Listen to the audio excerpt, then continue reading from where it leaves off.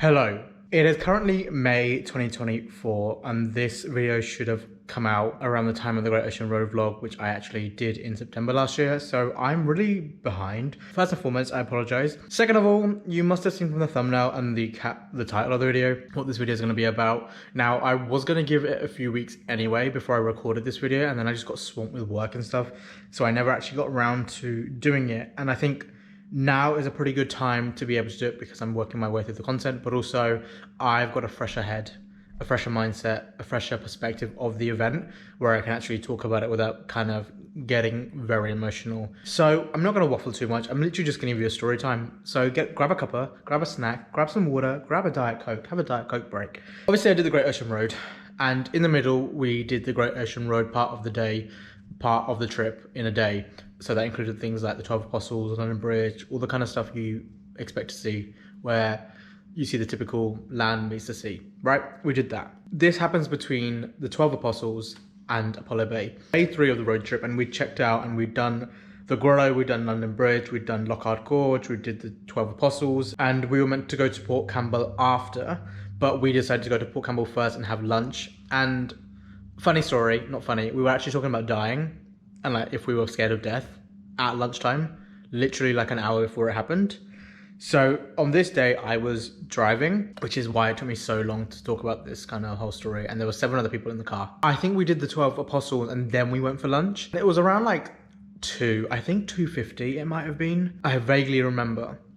And we were driving, and I'll put a map on screen. The 12 Apostles are there, and this is where we're driving. There is a road joining onto the road that we were on. I don't remember exactly where this car was going, but this car comes out as we're driving at a really fast speed, and I recall they're going really, really fast. And I slowed down a little bit, but then the next thing I knew, everything was moving slow-mo. They'd hit us in the side.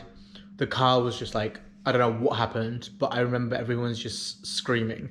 And one of the song that was playing was There She Goes. I'll get back to it, but that song was just playing and it just kept playing on loop. We were hit pretty hard. Like the car, I swerved the car to get out of the way because I knew I could see them going really fast. I was like, okay, I'll avoid it. But they were going so fast, I'm pretty sure that didn't help the whole situation, because they were going to go this way anyway. Like they were turning the wrong way, basically. They were going out this way to join the road, but they were trying to get to this side, but they were going out the wrong side of the road on that side. So they hit us, our car went like that, and I just remember everyone screaming. The girl in front with me was Meg, and she was like, what the like, and then I heard people scream, and then I just remember the car, like me trying to steer the car, but it was really, I don't really remember the nitty-gritty, but I do remember bits and just freezing afterwards. And I remember people talking to me in the car and I just didn't know what to do. I remember being emotional. I remember starting to get really welled up, like well up and kind of jittery, and I just kind of froze in that moment. And this is after the accident happened, the car had stopped. The guys were telling me to move the car, but I just wasn't registering. But I got out of the car, and even now I'm shaking because it was a very weird experience. And the other guys in the other car that actually hit us didn't get out. Their airbags had gone. Their car was a write-off, right? So was ours. I would put pictures in of both cars. They didn't even come and check. So Meg storms out and like goes over to them and like, what's going on, blah, blah, blah. And I just remember sitting there being like, what has just happened? And this was the first time I had driven in Australia. Actually, I drove the day before, a few days before. Yeah, and then this was my big day of driving. I'd said in the morning that I feel like the dad of the group, responsible for everybody. And Meg walked up to the other car and told them to get out. And like we thought they had a kid, but they didn't. And it was just very messy.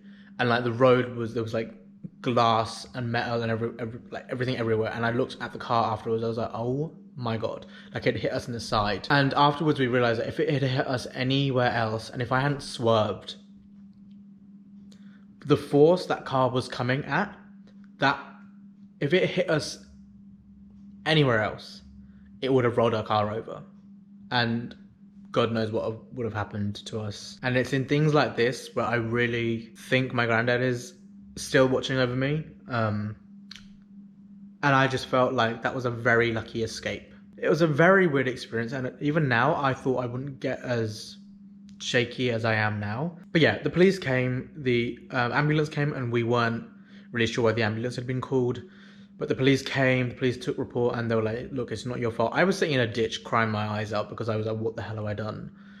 I could have killed 7 other people. And like, I took a lot of guilt on immediately. Like, even weeks after, I was really struggling with it. And I was sitting in a ditch, and there's 2 ditches on the side of the road that say, do not sit there because there are poisonous snakes, like venomous snakes. And I'm the biggest wuss when it comes to snakes. I hate pictures of snakes. I hate looking at them. I hate real life snakes. I hate everything. Toy snakes, whatever it is. Jelly snakes, I don't like them. And I just sat in the ditch and just cried. And I was like, I don't really care about anything at this point. Everyone had different responses.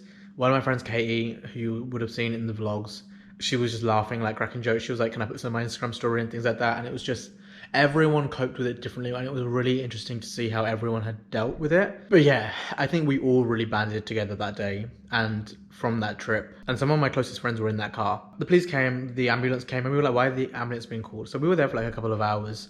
And then the police were like, the car's a write-off, like our car, we could not use it. Obviously, we'd done this tour with we're going to Melbourne, so we had to sort out like a car. So shout out to Abby for sorting all of this out. I don't know who ran the police, I can't remember, but I think Abby did a really good job at like calming everyone, sorting everything out. So huge props to her. The ambulance came in. This was a really bittersweet moment. We were just waiting around for the ambulance, and we were questioning why the ambulance had been called. And then Meg announces that this is probably not the right time to tell everyone, but she's pregnant.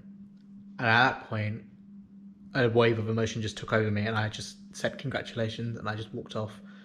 Because the feeling of if I had hurt anyone, and also hurt someone that wasn't here, I don't know what I would have done. And even to this day, I kind of get shaken up a little bit by it.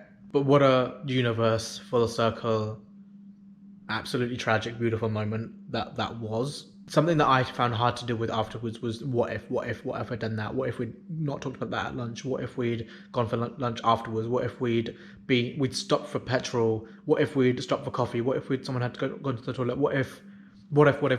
Like, my mind was racing and just stressing me the hell out. Meg gets checked out by the police and the ambulance and everything, and she's all okay, which is thank the Lord. And then we all ended up getting a taxi to Apollo Bay, which was our next stop, and it was like, I don't even know how many dollars it was, but we were a bit pissed off because the police kind of made us think that they'd cover it, and they didn't. Like, the way they were talking to us, and they were like, okay, we'll sort this out for you, blah blah blah, and then we ended up footing the bill for it, and like, it was a lot of money. Like, it was a lot of money for the taxi because we had like 2.5 hours to drive still. For the next day, we were meant to be in, what were we meant to be doing? We were doing things like Kennet River, the Koala Cafe, Lawn, Erskine Falls, Split Point, Angela Sea, Kangaroo Golf Course, Bells Beach, and then we were meant to check into Queenscliff that night. So that whole day got written off. So it's something that I want to go back and do. I want to finish the Great Ocean Road off. That's why you didn't see that portion of the vlog. That's why it wasn't covered. Otherwise, normally Great Ocean Road trips do cover all of that kind of stuff, like Lawn and Cornwall and things like that. So we sat around in Apollo Bay the whole next day, waiting for Welcome to Travel, waiting for Juicy to sort out the vans, sending us a replacement, and it was very touch and go. We genuinely thought we might just have to go home because we didn't know if they would sort us a new car out, but Welcome to Travel were great about it. And so I don't know how Juicy were because Abby dealt with all of it, but they helped us out and they sorted it out, which was their job to do. We ended up getting a car in the evening of the next day, and the next day we were meant to drive to Queenscliff, which we did in the evening, and everyone was just feeling really calm, really relaxed. But the next day was just really nice to just sit with everybody and just laugh and joke, and everyone kind of started joking about it very quickly, and like, we were just talking about shared trauma and laughing at it, and it was a really lovely thing to be doing, because I think if anyone had been on their own, me specifically, like me personally, I would have found it really, really difficult just to sit with all my emotions and sit with what had happened. It was a really tough week, and yeah, we ended up in Apollo Bay. That night we went out to the pub, like you do, to get drinks, and we had a palmy, and we were just very grateful to be alive. But my mind, again, like I was saying, was just running with the what ifs, and I just had a lot of guilt. And even a few weeks after, I was still living with a lot of guilt. But everyone was talking amongst themselves and like talking to other people, because there was 2 cars, and like the other car had already got there and like was like trying to talk to us and blah blah blah, like make sure we were okay when everything was happening.